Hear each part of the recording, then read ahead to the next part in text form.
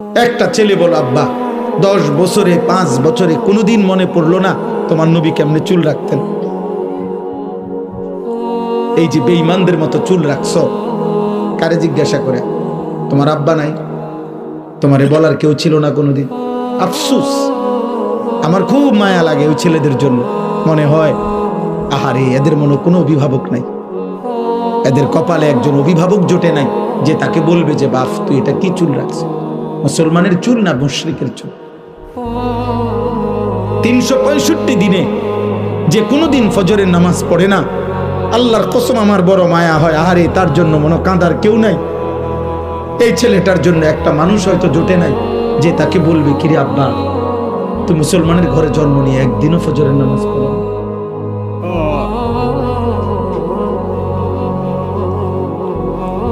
আহা, তোমার কপালে বুঝি জুটলো না?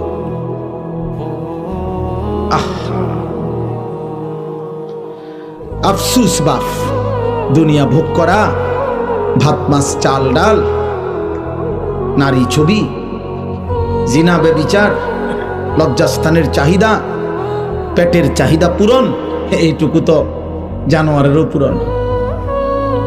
একটা কুত্তাও তো খায়, ঘুমায়, পেশাব পায়খানা করে। একটা কুত্তারও তো যৌন চাহিদা পূরণ হয়, কুত্তারও তো বাচ্চা হয়। কুকুরের বাচ্চা হয় না তো কেমনে হয়? যৌন চাহিদা পূরণ না হইলে কি হয়?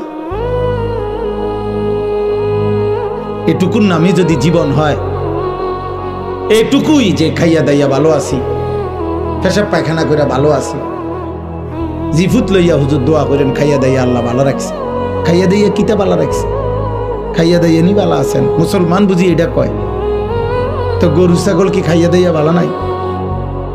কাফের বেঈমান খাইয়া দাইয়া ভালো নাই? তো আপনি এটা কি কইলেন? জিফুত লইয়া খাইয়া দাইয়া ভালো আছি, এটা নি বুঝি মানুষে কয়? মুসলমান বুঝি এটা বলে? এর নাম বুঝি মুসলমান?